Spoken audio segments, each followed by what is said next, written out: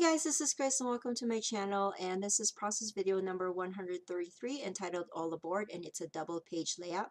It is based off of a sketch from the Create magazine that Scrapbook Generations used to put out, and it is part of a challenge that I was doing at this private forum that I belong to online. Anyways, I have kind of pre-planned my page, so this process is gonna come fairly fast just because I have planned it already.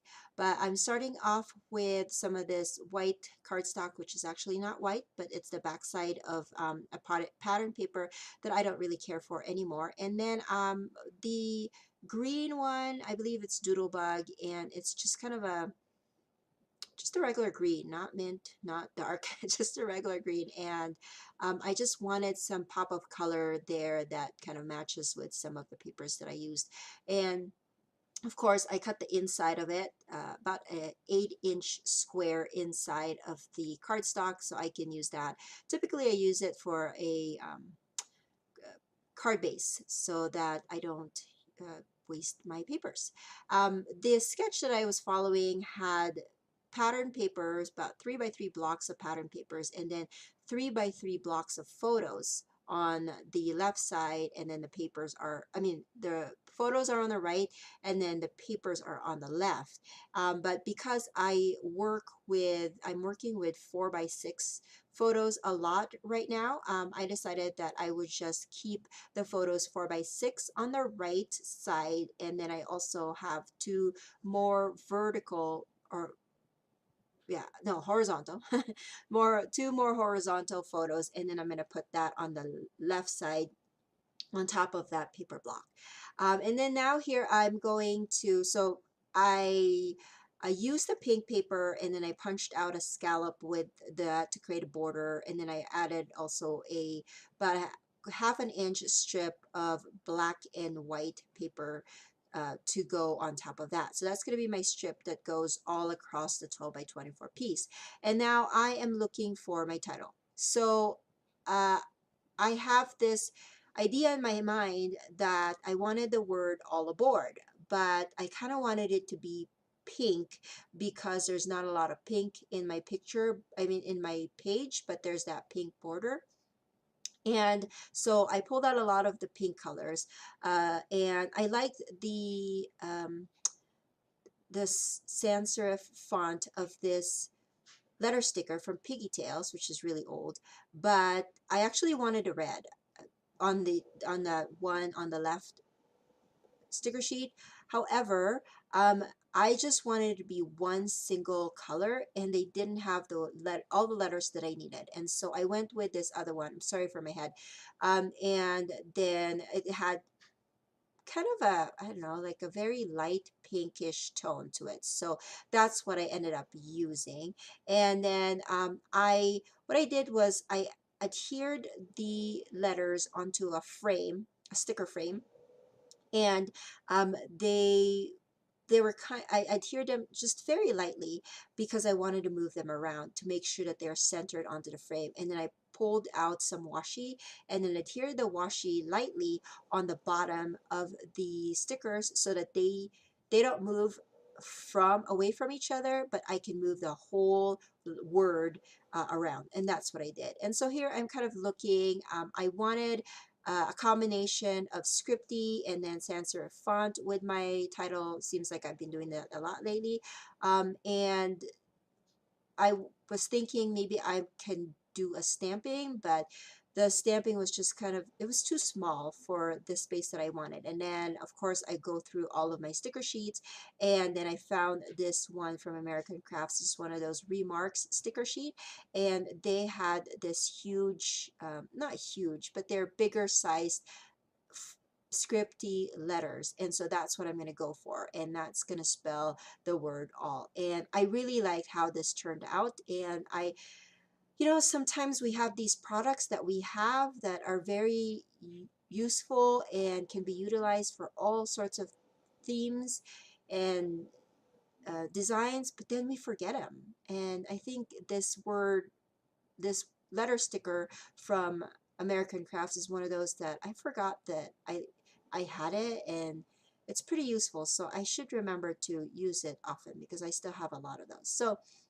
like with the trick with the pink letters, I did the same thing with the washi with the black letters. I wanted them to nest within the letters so that they're very close to the word aboard. And then the sketch called for a banner on the top, and I happen to have these little triangle banners from the sticker sheet that I've been using, and I thought it will work out really well. And I was lazy. I add any more adhesive to these stickers, but later on you will see in my photos that they kind of moved around in between me getting this page done and then me photographing it. So maybe some of the triangles have been lost somewhere. I don't know, but yeah, I needed to adhere them better next time. Note to self.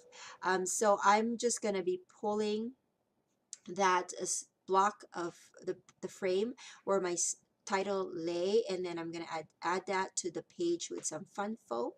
And I am going to add a butterfly onto the left side of that board just because it looks a little bit it was missing something. And then I was looking at these stickers, they're label stickers, and I thought, you know, they're nice to incorporate with this page.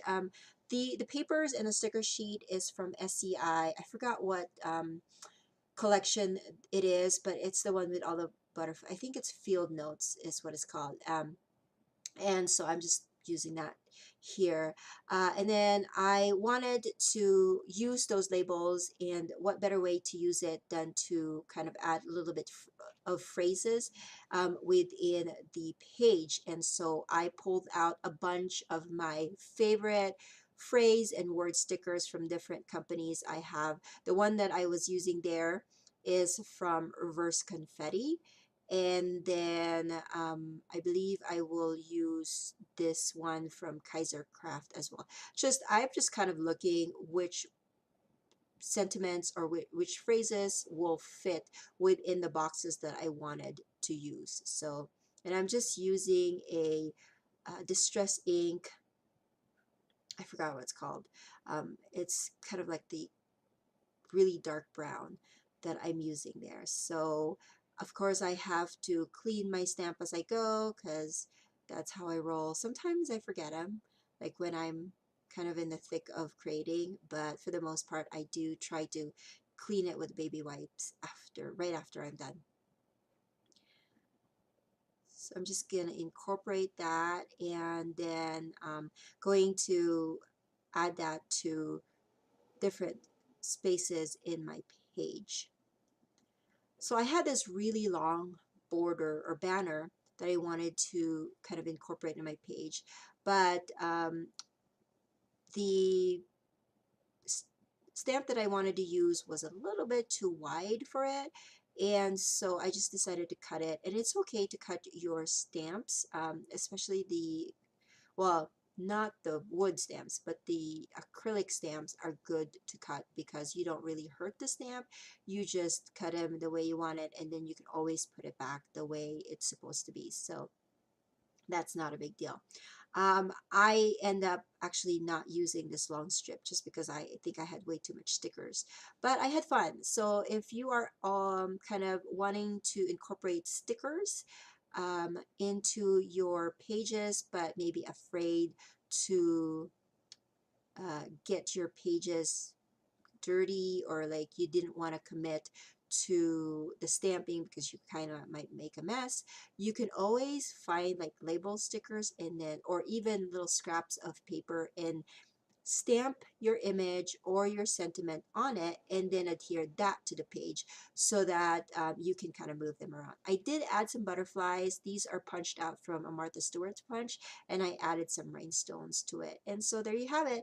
Thank you for watching, and I will catch you guys another day. Bye.